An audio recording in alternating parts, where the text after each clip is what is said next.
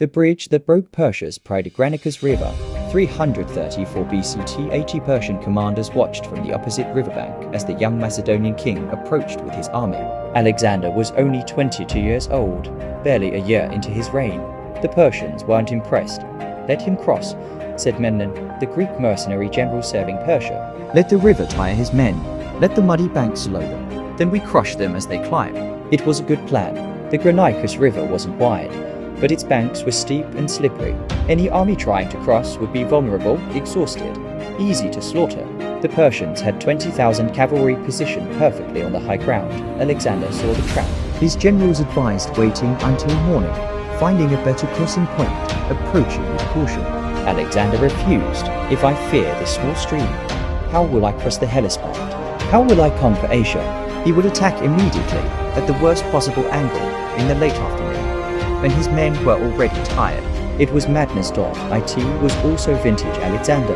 The Macedonian cavalry plunged into the river with Alexander himself leading the charge. Persian arrows and javelins rained down.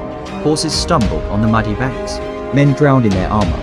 The first wave was thrown back with heavy losses, but Alexander kept coming.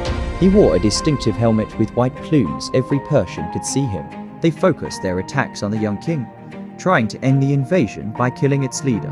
A Persian nobleman, Spithridates, charged directly at Alexander and struck him with a battle axe. The blow shattered Alexander's helmet, but didn't penetrate. As Spithridates raised his weapon for a killing strike, Alexander's companion Clytus severed the Persian's arm with one sword stroke. Alexander rallied his cavalry and pushed through. Once the Macedonians gained the riverbank, their superior training began to show.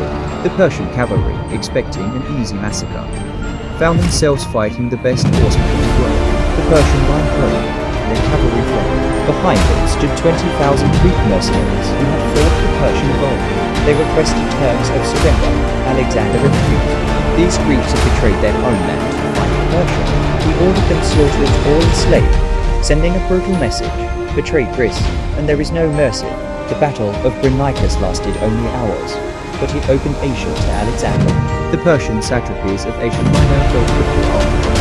The invincible Persian Empire suddenly looked vulnerable. Alexander would go on to conquer Egypt, Mesopotamia, and Persia itself. He would reach India before his army finally refused to march farther. In 13 years, he would never lose a battle. It all started at a muddy river where a 22-year-old king refused to wait for morning. The Persians had expected a cautious boy. They got a whirlwind in human form, someone who would rather risk everything than show a moment's doubt. Alexander proved something at Granicus that would define his legend. Audacity wins battles that strategy cannot. Sometimes the most reckless plan is the only one that works. The bridge wasn't physical. It was psychological. And once Alexander crossed it, nothing in Asia could stop him. Persia's empire would fall within 3 years, conquered by a king too young to know what was impossible.